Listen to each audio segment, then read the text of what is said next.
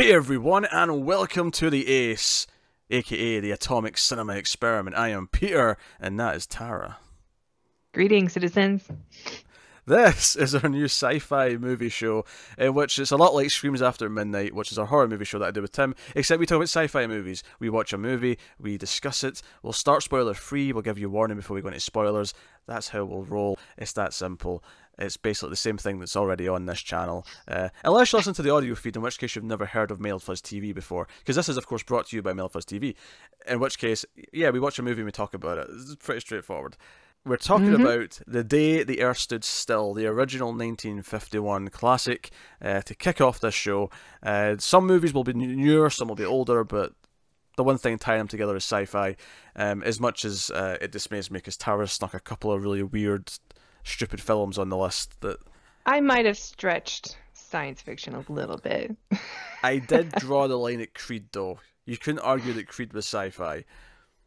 Okay, but I'm still gonna watch it. Maybe every week. What? You're going to I watch? mean, isn't it kind of science fiction that there can be a seventh Rocky film and Stallone would get an Oscar nomination for it? That seems a little science fiction to me. We should probably add that to the list. Let's do it next week. I mean, I can't argue with that logic. But that, to me, that says real life is science fiction more than the film science fiction.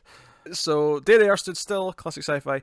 As I said, we'll start spoiler-free, and we'll give you a warning before we go into spoilers somewhere in the middle. Although it's a pretty old movie, of course. But, I mean, it's still... I often like to operate under the pretense that even old movies, like... Sure, there's a window, sure, where you don't have to be as protective as spoilers, but I still firmly believe in giving people the option of opting out, if they want to try and avoid them. Sure, maybe someone's just checking out reviews to see if it's worth watching. Yeah. Who knows? What I'm saying is don't be a dick and put the ending of The Sixth Sense in a headline. Like, sure, I will assume the article has spoilers in it, but don't put it in a headline. Be considerate of people, you know? I am 100% on board. Yeah, there you go. Yes, so test subject one is Day the Earth Stood Still. Had you seen this before? No, but I had seen the remake, although I will say watching this movie, the 1951 version, I had no idea what was coming up next. So clearly the remake did not stick with me at all. Yeah, I saw the remake at some point, and I remember it getting a lot more apocalyptic. Like, I remember it being like a big CGI Yeah, action weren't there fest. there were like nanites that floated around at one point? Does that sound Maybe? right? I Or don't maybe like a know. virus? I don't remember. I remember Klaatu being intimidating, I'm but fa nothing else. I'm fairly certain someone said Klaatu sounds a lot like Keanu. That's just Keanu Reeves. Oh, I meant Gort. I meant Gort was intimidating. Sure, sure. Gort is a silly name for a robot, but it's I remember Gort being more intimidating in the remake, but I don't remember anything else. Yeah, that's it. Yeah. It's truly forgettable. Yeah, forgettable, definitely not good. I can't really say much about it. But we're looking at the classic today, and obviously it's a 1950s film, but it's definitely a lot more restrained than I think a lot of 50s sci-fi is. There's no big creatures. You know, the most ridiculous thing is the robot himself. He's pretty simplistic though in design. We'll talk about that stuff in a bit, but the basic premise of Day the Earth Stood Still is that a spaceship shows up. It flies around the world a little bit, lands in Washington, and they show up, and he's here. The alien comes off. He looks like a human being. Comes off the ship. He's got a robot there, and he's here to talk to all the world leaders. He wants a meeting with every nation to give them a message. But they treat him as hostile, and eventually he ends up on the run, and it becomes a bit of a game of cat and mouse with him on the run, trying to arrange some sort of meeting, whilst also avoiding the authorities, and some humans help him along the way. So that is the basic premise of Day the Earth Stood Still. So as with any good sci-fi, there's a moral to it. Arguably this one doesn't even try to shield its moral. It's very out in the open. There's no subtext here. It's just, this is what it is. This is the message. It's a little bonk bonk on the head, like from the beginning. Yeah. Do you know what the sad part is, though? Is that at no Hmm. point does it feel heavy-handed, because it's still, everything it's talking about is still relevant. Yes. Oh my God. You're so right. And uh, yeah, relevant. It holds up really well. And I don't know, even though I don't know, So, it's It's great. If There's a, you there's want a- my opinion of it, it's really, really great. And I want more. I want to say more, but I'm going to wait till yeah, spoiler. there's a couple of technical things that maybe have dated it a little bit, but ultimately, like the message, because this is steeped, early Cold War, right? This is an early Cold War movie. That's There's a clear. whole lot of paranoia. Yeah, they're talking about that stuff. Clearly, they're referring to the Cold War, but even though the Cold War is not exactly a thing anymore, everything's still relevant. The fact that there's rumors spreading that he's this dangerous being, he's a monster, he should be locked in a cage, and everything we've seen of him is like, no, he's polite, he's pleasant, he wants to talk to hmm people. Is like, He looks like us, like he's just a normal, attractive guy walking around. he wants Yeah. a meeting with people, and everyone at every single turn, the guy comes from the White House, the secretary, he's like, this is just not possible. They just keep saying no Yeah. to him, and I'm like, just listen to him. This is the most frustrated I've been watching a film in a while because I was Hmm. just so angry and frustrated the whole time. But you know what? It was also totally realistic. Like Yes, yeah. it's exactly correct on how we would respond to something like that, to a global threat. With And with the one exception being, I felt like the actual welcoming party when he lands was really small. I feel like if it was more accurate, there'd be like a quarantine tent set up around side it. There'd be, probably yeah. 5 times as many troops, maybe even 10 times as many. It would be, And I will say, like, even when he comes out of the ship, like, yeah, he's totally friendly and he's not giving off like any indication that he's there to hurt anybody, except he is like wearing a mask, so you can't see what he's doing. And he walks out, and then he holds this thing that does kind of look like a gun. yeah, it has So like I can, it has and it even prods like on it. has a Yeah, surprise trigger thing to it, and he doesn't have any explanation. He just kind of walks up and gives this demonstration. So, I mean, that was a little bit threatening. it was, but at the same time, like someone with an itchy trigger finger pulling, just shooting someone who happens to hold something in their hand, again, felt very Also very relevant. relevant. Yeah, it felt like, yeah, of course. But like I'm talking about the scale feeling a little bit small, and I think that's just because it's a movie in the 50s. They didn't, have the amount of extras. They didn't have, this or that, or like that's all just like technical of the time stuff. The actual story, the actual content, take out the 50s dialogue where they're a bit more, golly sir, you know, things like that. You take that out, this movie is still super relevant and hasn't Solid. aged. Yeah, like Yeah, it still solid film. works. hmm So, so it's got the moral. He's a very likable character. You feel frustrated, and I think there's something really neat where it puts you in his shoes rather than the humanity's shoes. Like you're with him the whole movie. You care about him. You're on his side. You're frustrated from his point of view. Yeah, and I like the pairing between him and the boy, whose name I can't remember, Bobby, but I think. he Bobby. That sounds like a 50s young man name. So when Klaatu and Bobby were together, those are really good scenes, and I actually thought the dialogue was very well written, very smart, and uh, I liked the kid actor too, which I don't normally. Usually, kid actors have a little bit of a handicap; they have to catch up because they're generally terrible. But he was really, he was really great. It was a good dialogue between them. I liked the tour of the Arlington Cemetery that he takes them on, Mm. and he explains that we don't have cemeteries where we come from, or we don't have them like this because we don't have wars. And Bobby, who lost his dad to a war, is like, "Oh, that's a good idea." Yeah, I love the way he says that. He's like, that's a good idea. That sounds good. And do you know what I like about this is this kind of idea that like as kids, when we look at things in a much more simplistic way, we're actually almost better to judge things morally than we are as adults, because adults make everything complicated and like, oh, Mhm. we can't do that because that breaks this rule, or we can't do that because that's, the money, we can't break that trade agreement because of this. Like there's so many like things that So complicate things as adults, yeah, so but many the kid gets complications. it. The kid's like, Yeah. yeah, no wars. That sounds great. Let's just not do it. Why don't we do that? That sounds fun. Yeah, that sounds like a great idea. So, like, I think that's what the kid added to the film. It was this idea of like, we can like understand the way he's speaking, but we become too cynical and jaded growing up. We would, for some reason, we convince ourselves the world has to be this way, uh, Right. and it doesn't. And the kid's I like, think a yeah, I think a great reflection of that in the movie also is the use of the media. mm, Like when he's at the um like boarding house, and like the older guys listening to the radio, and it's clearly some like propaganda station about how it's Russia that sent things and super negative and everyone should be worried and where's this going to lead us to other countries at war again? And it's just automatic negative and accusatory. And then when they're at the when they go back to the flying saucer, just Klaatu and the boy, and everyone just thinks he's a regular guy. And the guy with the microphone who's interviewing everybody, like, so are you afraid? Tell me about how afraid you are. And they're like, oh my God, yeah. Uh, what does this mean? Is it the Russians? And then when they come to him and ask for his response, and he starts to say something like, well, I am afraid, but not for the reasons you think. I'm afraid of people who use fear as a tool or something on those lines. There's a Yeah, really great line. I wish I wrote it down. And like immediately the media guy is just not interested and he moves on. that's not Like a he's soundbite. I can't sell, broadcast right. with He's that. just there to fearmonger, to push that. And again, it's just, I mean, this movie, even though it was remade, I could say could just be released today and it would be just as relevant and significant. Yeah. And there's too many parallels.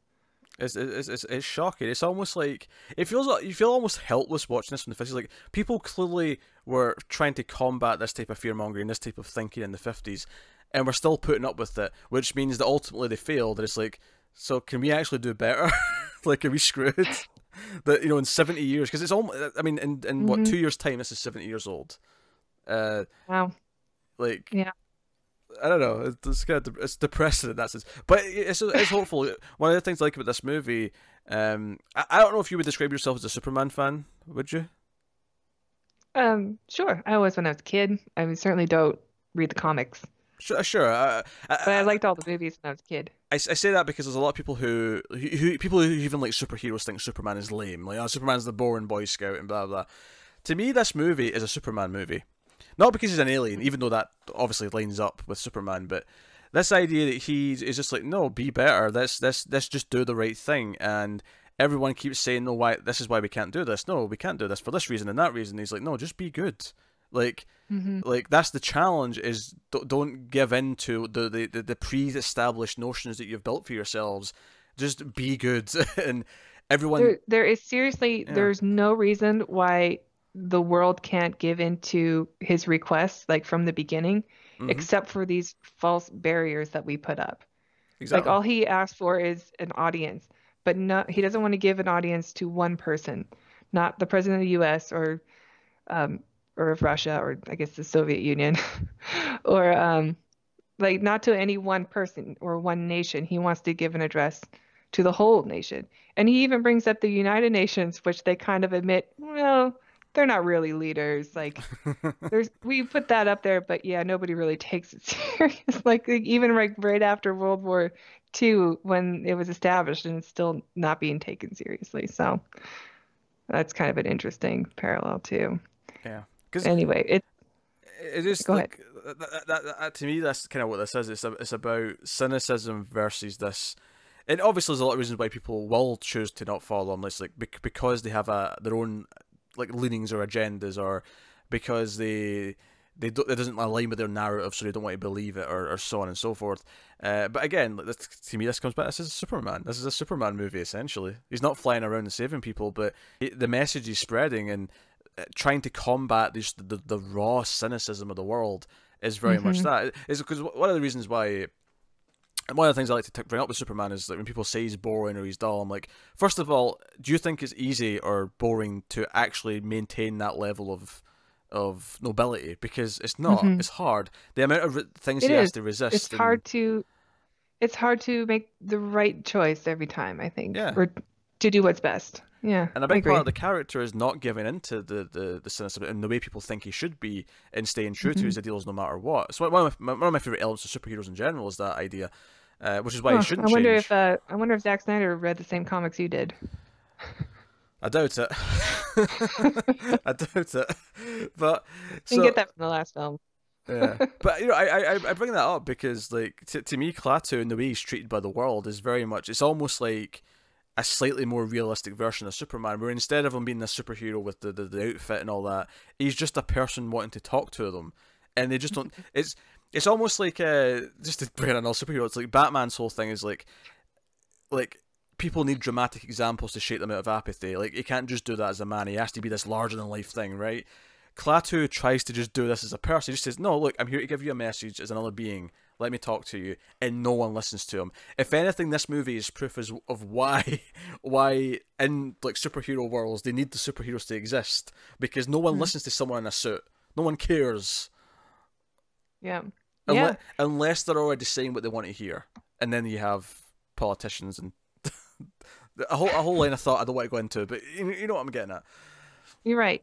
There's a I mean, since you're bringing up your favorite references, I'm going to bring up Star Trek because there's a really great episode of The Next Generation called First Contact, where not to a be planet confused with the motion picture of the First Contact.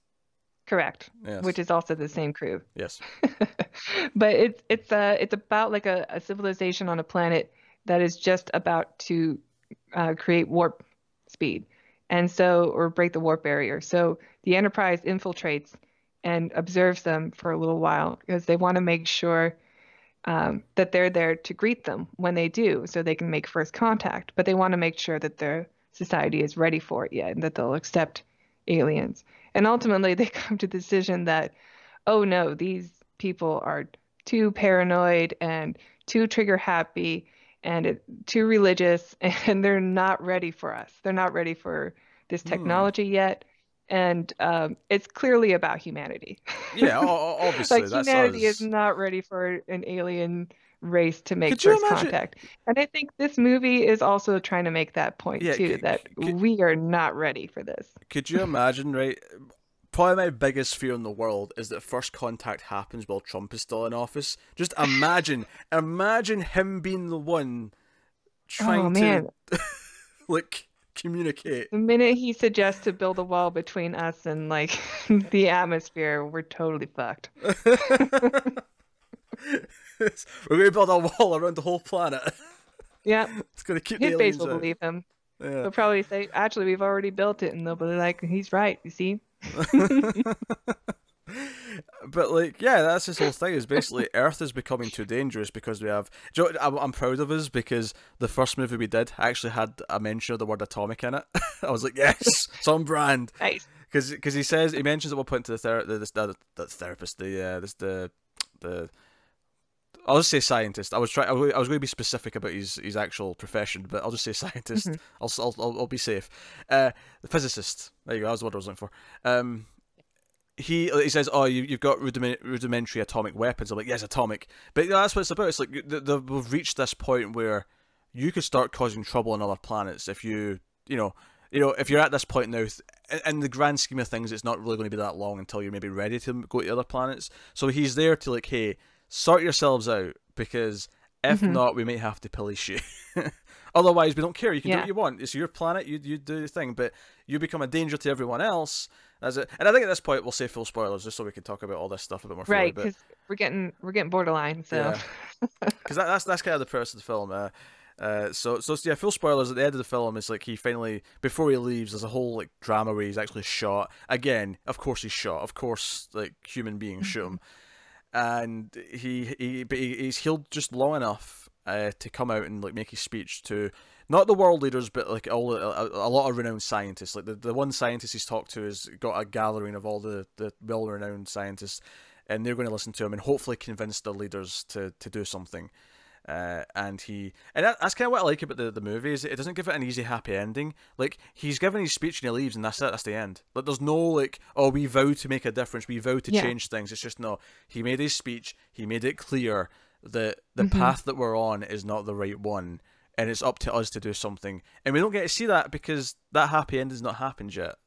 It's not just that, but this is the warning he was trying to give in the beginning when he was trying to get all the world leaders to listen to him. It's like, look, you are in grave danger planetary wide. Like everybody is going to get wiped out if you guys screw this up, because we already have this interplanetary deal that if anyone's in danger, we just wipe them out. It's like the maximum capital punishment is that your species and planet just gets annihilated if you break it.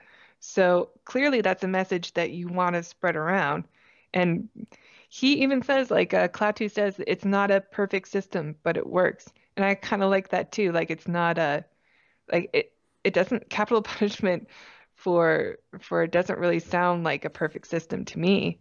No. But I like that the aliens don't really have things figured out either, but they have, because they have this atomic power energy that they can harness to, destroy other worlds, they have to have these extreme measures. They have to have this essentially, it's like a doomsday device, It's a deterrent, yeah. Like, yeah, this deterrent, which is, turns out, the robots that they build, yeah, they the do that. robots. We should talk about Gort because obviously he's a big element. I actually think this the flying saucer, the spaceship, looks really good. I thought, uh, Yeah, I thought so too. and I think they And were it's really totally proud of it. copied for like movies for a long time Oh, after of that. course, yeah. But I think they were really proud of it because like, they did that thing where it opens and the ramp comes out like multiple times, and I'm like, it does look pretty good for the time period. It does look good. This is a really good Yeah. practical like set effect. Uh-huh. And I Gort, like that they established that they couldn't find a seal when it was closed. mm, It was good. yeah. Gort, on the other hand, I do think looks dated. A little Uh, bit. He looks a little bit like he's, I don't know, puffed up like a it looks a Michelin soft. tire man. It looks like you could poke him and it would like make an indent and it would puff back hmm out. The And I one know they said he was like 8 feet tall, but like didn't feel there that was way. no sense of Yeah, scale at all when, even when the other guy comes out. Like you get a sense that Klaatu is very tall when he's amongst other people because he towers over everybody. And Gort towers over Klaatu, but in the beginning, like we have no sense of how tall anybody is. So yeah. that part kind of failed, I think. The one thing I do like about Gort though, in terms of a design element, is I do think his eye looks really good. The effect of Yes, the light coming I through agree. it actually looks really nice. Because I always expected it just to be like a solid strip of light, which would have been fine. But it actually had this fun thing where it was like filtering through something, so it had this shape to it, and it It looked like it had, like it was working on something, like a, yeah, I think they even used that effect again in the remake. It's like red instead because that's more ominous. of course it is. Yes, he has to be more of a Terminator in the new one. Um, But like, nah, like, I thought that was good. What's interesting though, later on in the film when he picks up, was it Helen? We'll talk about the other characters in a minute, but he picks up Helen at one point, and obviously this suit, like, I don't think the It's not arms, meant for bending. yeah, No. the arms, I don't even think the arms have someone in them. I think the person inside it, because obviously it's meant to be bigger than normal people. I think the person It's like inside 8 feet it tall. isn't like the whole height and isn't got his arms in it. I think because the arms for the most part are just static, and Yeah. later on when at one point he picks Helen up towards the end of the film, you can actually see, at least on the HD now, you can see all the strings holding her up. It's not the robot that's I picking did her up. notice that. Yeah, I Yeah. watched the HD version too. And I thought, oh, that's funny. They didn't, they had to like work around the fact that, oh, you can't actually put any weight on those arms because there's nothing in them. Yeah. And he looked very hollow when he had to bend, and Yeah, everything kind of concaves a little bit. The suit's a little bit dated. And I didn't really like the diaper design that he had either. yeah. It was That, too bulky, that, that- Gumby style. that's when we talk about like this, like the film holds up. The dated elements are these technical things where it's just no. This was the Yeah. practical kind of thing they could achieve at the time, I and also kind of hate that there's an alien spaceship with a robot that's super menacing that just destroys weapons by looking at them. And they put two guards just two, to watch it. just Just two two. guards Yeah, at the entrance to watch it. it was Who, the by the same. way, It, there's a scene where he needs to escape and he bashes their heads together, but it cuts assuming away. they're injured or knocked out or maybe dead, who knows. And then what do they do the next time? They just put two more guards. They don't add like a whole army to watch him.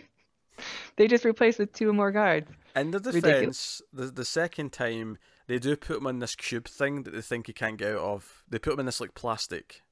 Oh, I missed that. I mean, I saw the plastic thing melting, but I wasn't sure what that was, They to be explained honest. it in one of the scenes with all the generals. Is like, oh, we put him in this new plastic thing that's tougher than steel.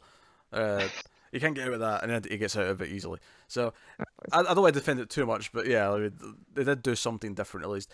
It was the same I thought with the just at the hospital, like like Klaatu escapes really easily. I'm like, you have one guard outside his door. That's all you have for this guy who's an Mhm. alien who's came down from I feel like there'd be like a circus around this guy. Like, it's weird. You mentioned the heads getting clunked together from Gort. I did think it was weird how it cut away from that, as if it couldn't show you the actual impact. And I guess it's just maybe like they want it to be like suitable for everyone, so even that amount of violence. But like by today's standards, it's like Three Stooges yeah, violence though, or like Marx Brothers violence. It's not really violent. do you know what I think it unless is? they're insinuating or like indicating that they died, I and don't then think they maybe are. My speculation is they shot it, but because the robot's arms are so shit, it looked really bad, so they just cut away just to avoid that could be looking it at it. too. Yeah. I honestly think it's just because it looked bad and they had to just cut around it. But it felt weird to cut because it didn't feel like a because it's fine when it's something like properly, even though in like a horror movie you would see someone getting stabbed brutally. It's fine in another movie when it cuts away because you're kind of trained to cut away for moments like that sometimes, depending on the thing you're watching. Right. But this was like no, even a cartoon would show you this head bonk. Yeah. You know, it's a Yeah. head bonk. That's what it is. But yeah, it is whatever. So yeah, a lot of the film though, once he gets out of the hospital, Klaatu, is that he pretends to be this guy. Was it Crawford? No, Carpenter. It was Carpenter. Carpenter, yeah. And It was on the suit that he stole, I think, from like a dry cleaner. and he stays at this boarding house, maybe is the correct term. I think so. Yeah. This feels a bit old fashioned. It's kind of like roommates, but they all share like a kitchen and and that kind of thing. It's almost like they're all just sharing one big house. They just happen to be renting a room, but it's not like a bed and breakfast because like the mother and son are like living there permanently. So it's kind of like a weird mix of things. I don't know. I guess Boardhouse is right. Yeah. It doesn't seem like something that's around still, but I don't know. I've not encountered it anyway. Maybe you do get it someplace still, but and he befriends the kid, and he goes around with the kid, and it's almost like the kid doesn't have this cynicism, so he bonds with him, and he wants to show him things and tell him about the world and the universe and how things work. I love the scene where he's like, okay, who's the smartest person you know, or who's the best person? He's like, oh, you mean this physicist? Like he lives nearby.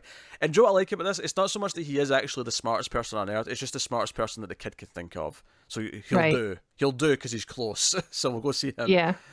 Well, I like to. He goes, who do you think the smartest person on Earth is? He's like, the alien. Clearly, he showed up in a spaceship, right? It's like, you're quite right, Bobby. You're quite right. However, who's the second on my good smartest side, person? second smartest person. Yeah, but they go to the physicist's house, and he starts like writing on the blackboard. He starts writing, finishing some equations, and the assistant comes in and kicks him out. She's going to erase it.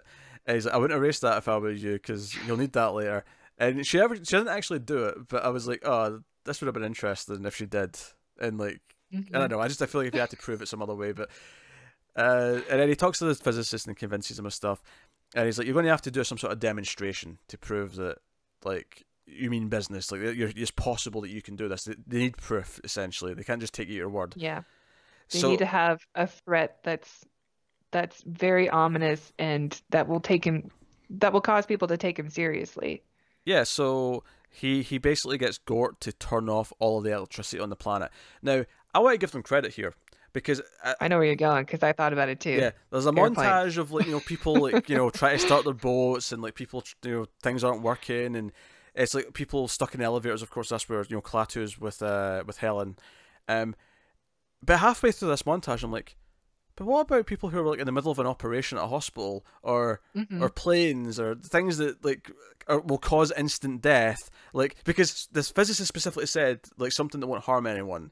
But to the credit, like there's a scene after this montage where the generals were like, certain places still had electricity, hospitals still had electricity, certain areas they needed them. And I was like, they explained this. I honestly didn't think they would. I thought they would just gloss over this. I respect. Me too. Because I feel like I expect stuff from the 50s to just kind of like, just ignore it, it's fine. Just, yeah, I agree. No, I had the exact same thought, and when they acknowledged it, I kind of went, props. Good job. I'm like, all I could hear, because in my head I'm thinking, if you're worried about how he eats and sleeps and other science facts, just repeat to yourself, it's just a show, I should really just relax. Just a movie. But yeah, so we should talk about Helen and her boyfriend Tom, who wants to marry her. Yeah. Because he's this was another very good character, I thought. Like, just another example of cynicism. Go ahead. Sorry, I cut you off. I'm bad at that. Oh, it's fine. You're here to interrupt me. until I decide you're not, and then you don't. Uh, Until I'm not invited back.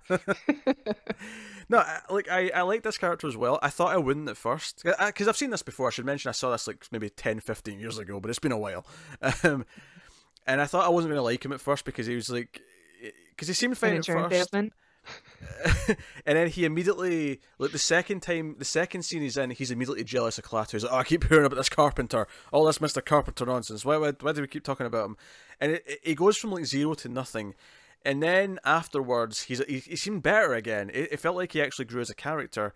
But the neat twist with him is that when he finds out, because basically Bobby says what he saw, because he follows Klaatu back to his ship at one point and says he gave him these diamonds, and he goes to like a jeweler's to like get the diamonds appraised, and he's like, oh, this is nothing. This is not Earth material. This is nothing like on Earth.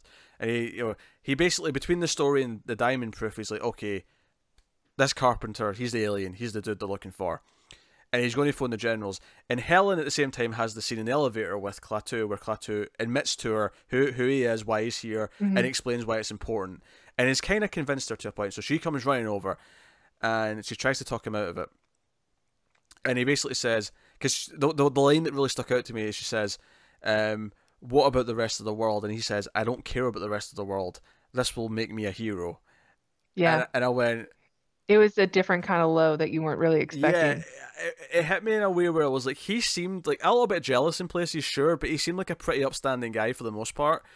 And then it's like, and he wasn't like, he got the diamonds, and I thought, oh, he's gonna sell those. He didn't. Like, he didn't sell the diamonds. Like, maybe he will now, but. And I thought this was a really neat thing because he seemed like a normal enough guy, but it turned out no, he's part of the problem. Like he really is. And it shows you just how deeply ingrained this wrong way of thinking is in society. It's all about just him making things better for himself.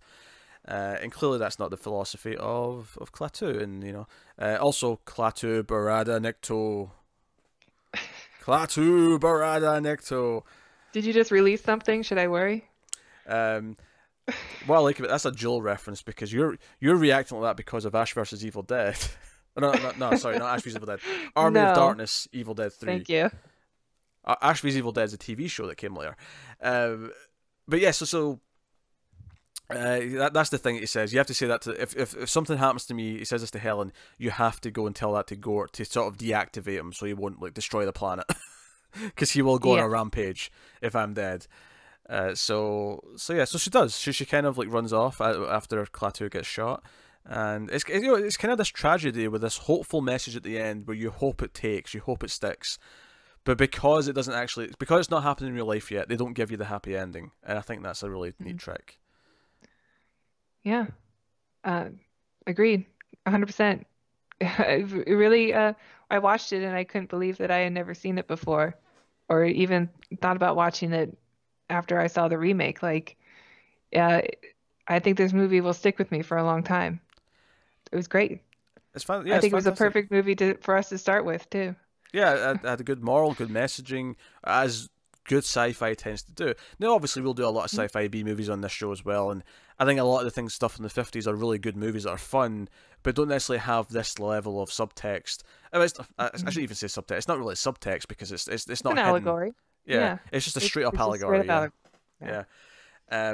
But like this one, I think holds very true. 70 years later, almost, and it still feels just as relevant, I think, as it did at the time. Sure, it may not be the Cold War anymore, but there's still tension in every country. I can't just go to North Korea and say hi. Nope, haven't figured that one out yet. Yeah. It's good because the leaders of both countries are too busy like having pissing contests on Twitter. Imagine this movie with social media added in though. Just imagine it. I think Klaatu should have probably warned us about that. That's the real atomic energy will destroy us. I feel like that's almost the one reason to maybe remake it, actually. I don't want a remake, but the argument for doing it would be the world's changed so much, there's all these other elements. Mm-hmm. You could incorporate that into it.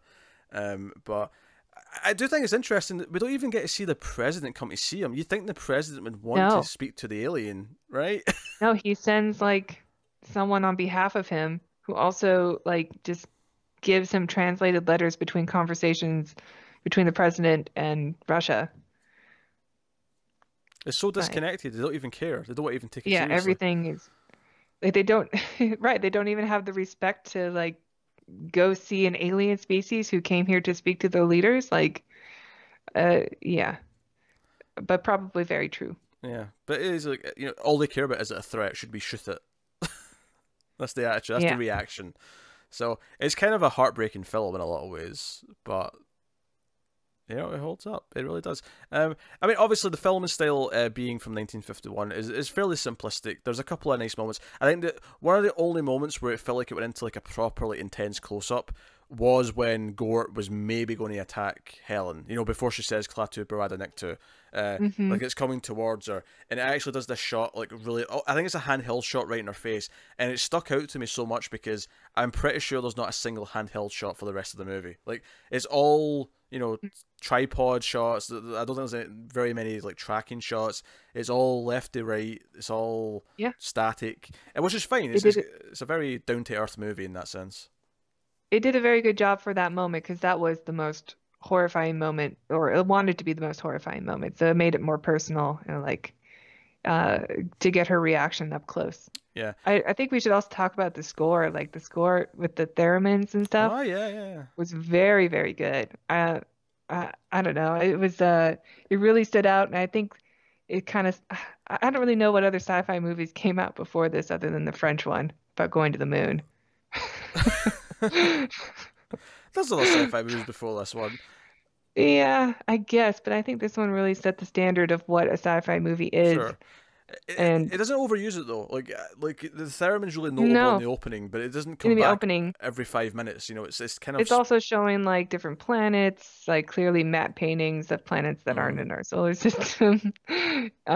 With the theremin, it doesn't. I don't remember seeing the spaceship travel through it during that part, but it did this great thing also where it felt like it would end on a note where it felt like there should be another note after it to really close it, but it just kind of made you feel uneasy the way it Mhm. ended.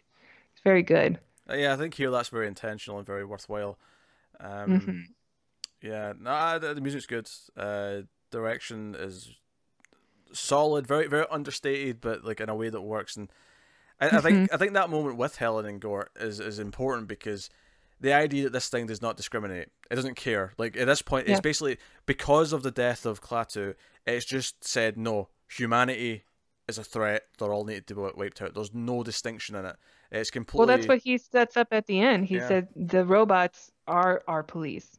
This yeah, is how we maintain peace because it doesn't discriminate, and much I like think an atomic weapon doesn't. and it's all yeah exactly, and it's almost like this. Yeah, it's the nuclear option. It is literally the nuclear option because you're Yeah. going to nuke it from orbit. It's the only way to be sure.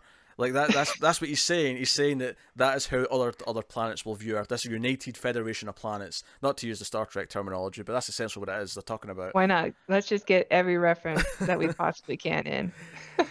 But that's essentially what he's talking about, and I feel like it's like that scene is basically like, okay, here's why it's not a perfect system, because we know she's on the level, we know she's agreeing with Klaatu, she's come round to his way of thinking, and Hmm. that moment I was talking about with Tom, where he says, "Oh, I don't care about anyone else."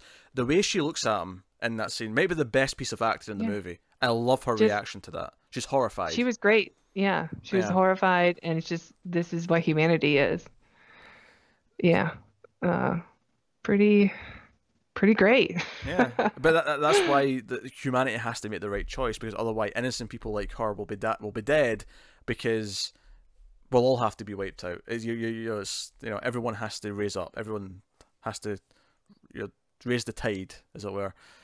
Hmm. So no. I didn't like the scenes where they sped up the film. That's the only thing I didn't really Oh like. yeah, I But it, noticed that. It's when they all flee, when Gort starts vaporizing weapons at the start. You see the yeah, and they crowd like take out a disperse. frame or something so Yeah, everybody moves like a cartoon. Like, why'd you do that? yeah. It Why'd felt you have to like speed that up? It seems so unnecessary. it was one of those techniques that obviously died out, and no one wants to use it anymore, unless you can Mm. do it in a way that's not noticeable.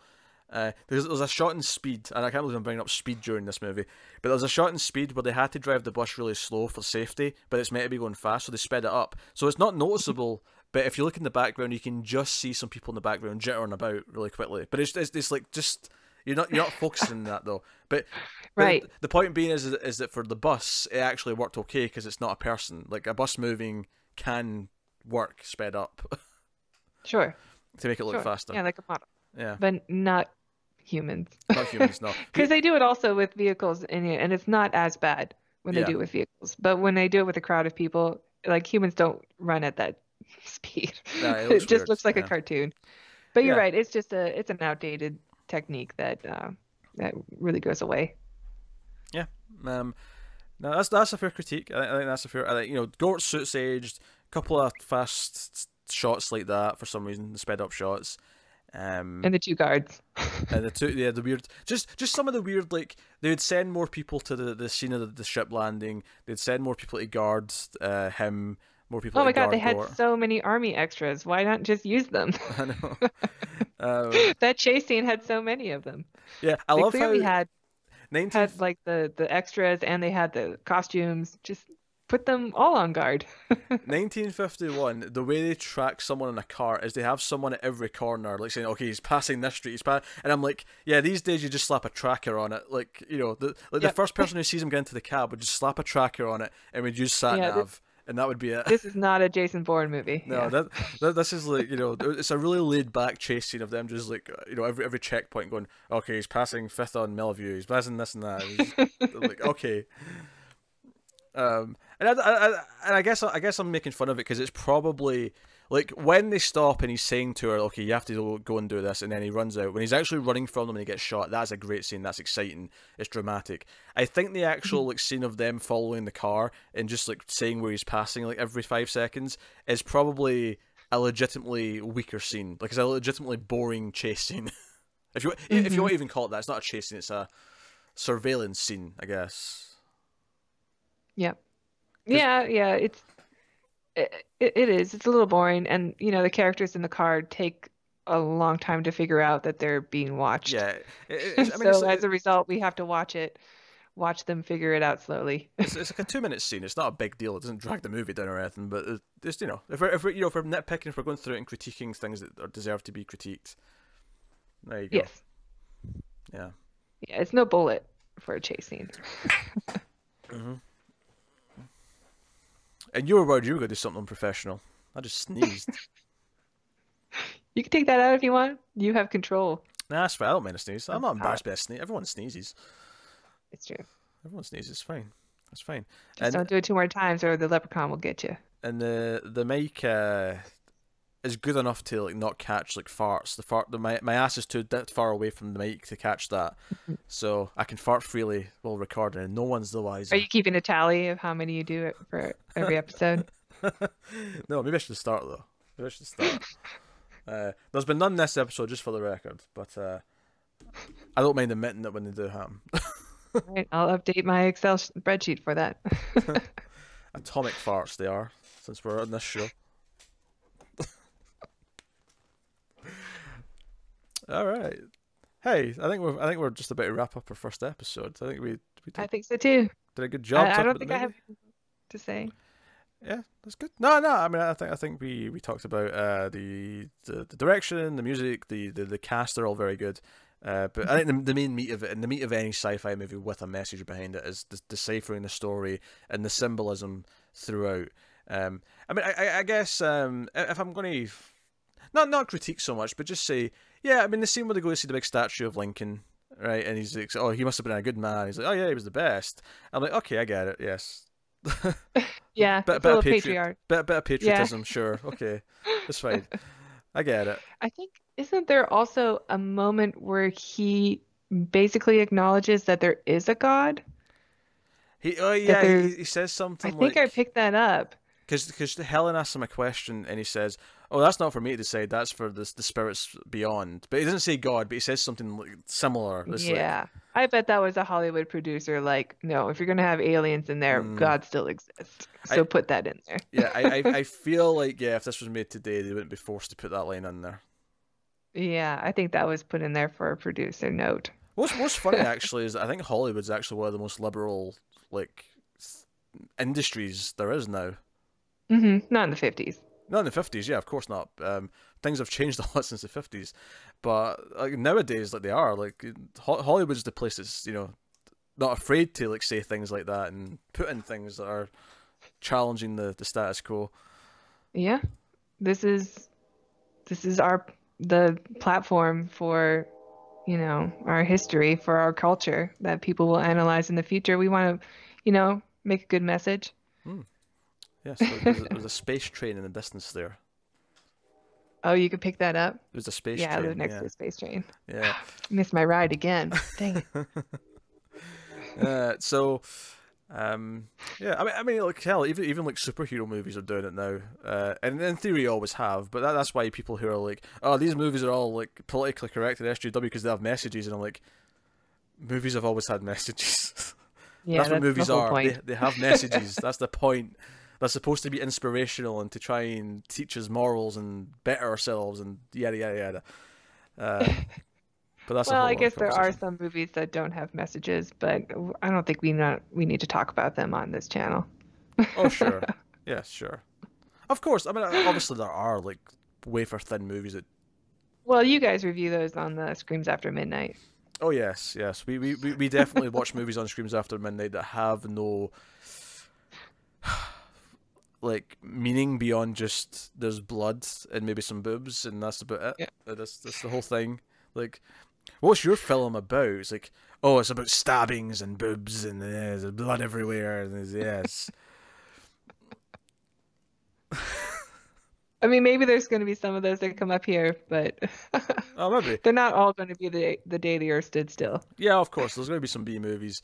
And for the record, every so often on Screams we do get a good horror movie that does have like a good script with a meaning behind it and dare I say that word, subtext. Love a good bit of subtext. So that that is the Day They Still. We should rate the film though before we go. So Tara, what are you giving Day They Still on Okay. a scale I didn't. of? I'm kidding. One out of 10. So out of 10. Out of 10? Okay. I was going to be facetious there and like give you some sort of weird scale to work to, but it's fine. Just to be a dick. All right. Scale of 1 to 10. I think And you can do 0.5 this was should you wish. okay. I think this was a really great movie to do for our first episode because it really is sci-fi done right. It's an allegory, and even though it was made 70 years ago, it's surprisingly holds up so well and is still as relevant. And I know I have complaints about the costume and the ridiculousness of just posting two guards and yeah, the strings when he picks her up. But I think those are kind of, you know, they don't take away from the message of the movie, which is really, really well done, like incredibly executed. And I think it's not always going to be like this, but I think this is a 10 out of 10. I knew this was 10. I was like, this is going too long. She's justifying. She's like, I know I I had these have to because complaints. I know you're gonna, yeah, I know I had these complaints. As soon as you said that, I'm like, she's gonna give this a 10. She's trying to yeah. justify with, despite the fact that she had complaints, it's a 10 out of 10. I think it's a 10. I think there's a reason this movie is a classic, and Mm. I can't believe that I haven't seen it before. And, it really makes the remake look bad because this movie is great. Oh yeah, And I do not remember watching that remake at all. nah, remake from. I don't really remember it either. I just remember thinking it was bad. That's all I remember. Yep. Uh, yes. So now I am going to look like the cynical, negative person. When You I can be the insurance salesman boyfriend of the Ace podcast. How dare you?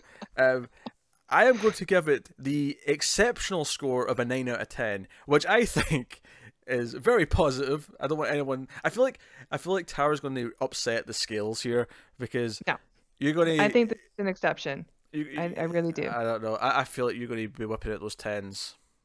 I think this is a 10 out of 10, and I don't think the complaints that I have are enough to bring it down because the movie is effective in its message. It's engaging. It's the right length. I think it's perfect. And I like the little, it's kind of charming that it has a little bit of strings that you can see when he picks her up, or that the robot looks like he's wearing a metal diaper. Okay. You know?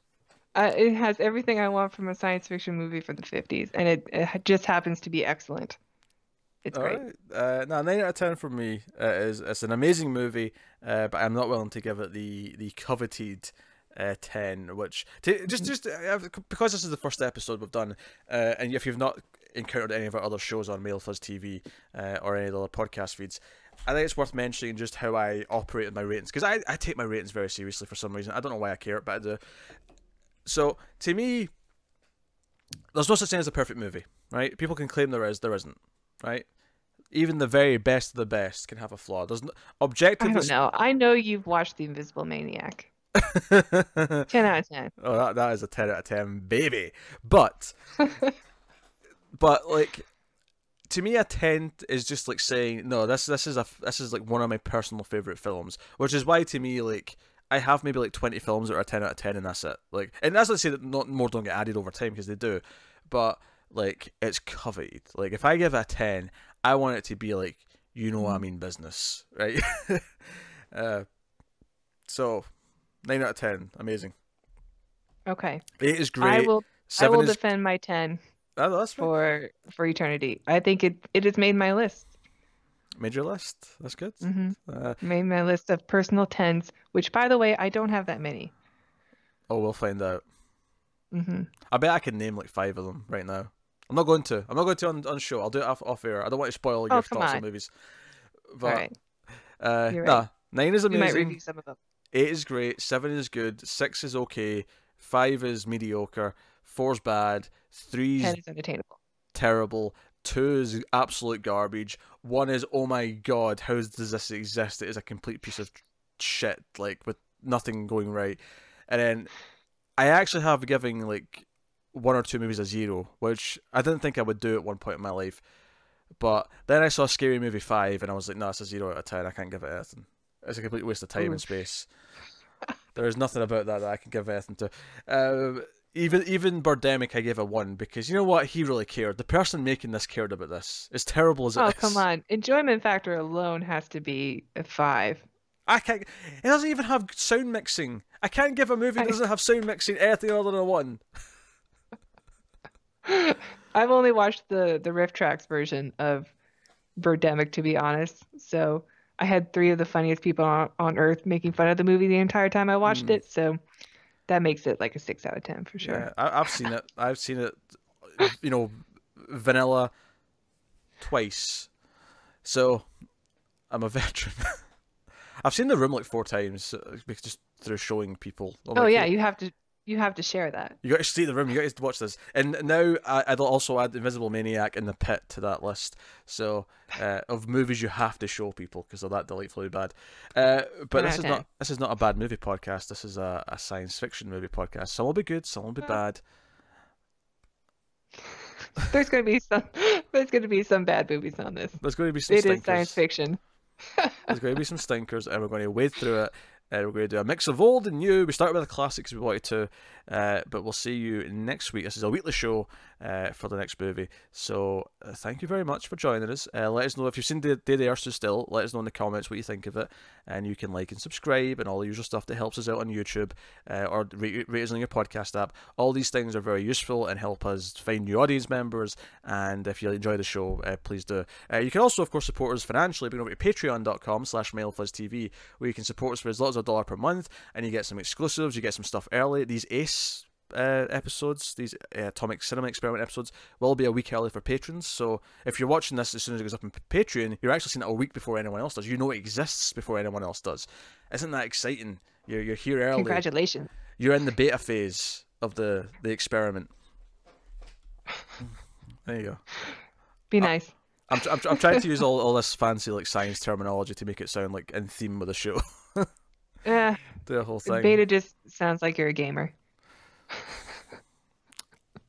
Fine. I mean, I am, but you know. Do you know those people who say What a beta? nerd. Beta? Yeah, not beta. They say Well, beta. They're clearly wrong. They are wrong. They're unbelievably wrong. They're the scum of humanity. This is exactly what Klaatu was warning us about, is these types of people. How dare they? Also, for the record, people who zoom in on their TVs to get rid of black bars, you're also the scum of humanity. Stop that right now. I'm not having it. Original aspect ratios. In fact, one of the things you can get on Patreon is just about the end of last year, me and Cara did an episode of 121 Extra, which is a movie discussion show. We alternate monthly with Almost Cancelled Extra. You get them for $1, the $1 tier on Patreon. We had a 2-hour episode where I basically gave a lesson in aspect ratios and what the differences were between aspect ratios, why they pick different aspect ratios, what they mean, how they function on modern technology. It was. I took you to school, and I recommend going and visiting that lesson. Okay. Is it anything like the PSA that Tom Cruise did? Better. Okay. We had way more sex appeal. So go 2 hours of fun. I actually think it was a very informative discussion, but I mean, you know, everyone likes to make fun of me when I start talking about aspect ratios, but I do actually really care, and I think it's, you know, You're clearly passionate about it. yeah, it's one of the fundamental things. The shape of the screen is important. The shape of your canvas as an artist is important. You know, composition is a really important factor in anything. You wouldn't buy the Mona Lisa and then like chop off the top and bottom to make it fit your frame. No, you have it in its original form because that's what the artist intended. Anyway, so you could go do that. And there might be Patreon perks coming up actually related to this show. Me and Tara are going to talk about those and see what we might want to offer for patrons. Whether that means voted for episodes or exclusive episodes or whatever. We'll see what we can do. But keep tuned for that. But yeah, thank you very much. Hopefully you had fun with this first episode. Tara, do you think this went okay? I think so. Am I invited back? You are invited back. Are you terrified that you now Okay. have both a movie series and a TV series on this crazy I know. outfit? I'm catching up to you. Yeah, I'm not. Yes. So we'll be back next week with another movie. One that's a bit newer, not new, but newer. So look forward to that. We'll see you then. Keep watching science fiction movies. And computer, that's salsa.